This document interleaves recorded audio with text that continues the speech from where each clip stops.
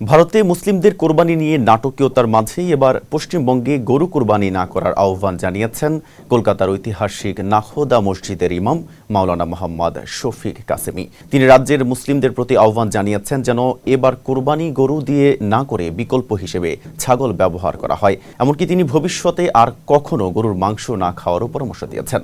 তিনি বলেন, মুসলিমরা যদি গরু কেনা বন্ধ করে দেন তবে এর সবচেয়ে বড় আর্থিক মাসুল গুনতে হবে রাজ্যের হিন্দু গরু ব্যবসায়ীদের। ইমাম শফিক কাসেমি বার্তা সংস্থা পিটিআইকে দেওয়া এক সাক্ষাৎকারে বলেন, হিন্দু পরিবারগুলো মূলত দুগ্ধ ব্যবসায় জড়িত এবং তারা তাদের সারা জীবনের সঞ্চয় দিয়ে কোরবানির হাটে বিক্রির আশায় গরু পালন করেন। মুসলিমরা যদি গরু কেনা বন্ধ করে দেয় তবে ওই হিন্দু ব্যবসায়ীদের জীবন ও জীবিকা এক ভয়াবহ ক্ষতির মুখে পড়বে।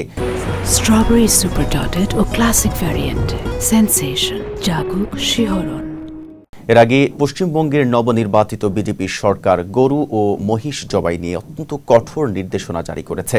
সরকারি ওই নতুন নিয়মে বলা হয়েছে, অনুমতি ছাড়া কোথাও গরু জবাই করা যাবে না এবং গরুর বয়স অন্তত 14 বছর হওয়া বাধ্যতামূলক।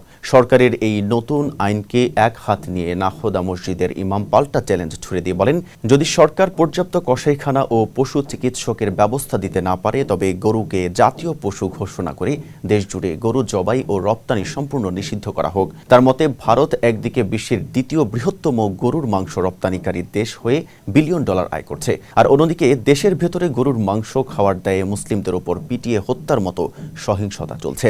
এই দ্বিমুখী নীতি কোনোভাবেই কাম্য নয়।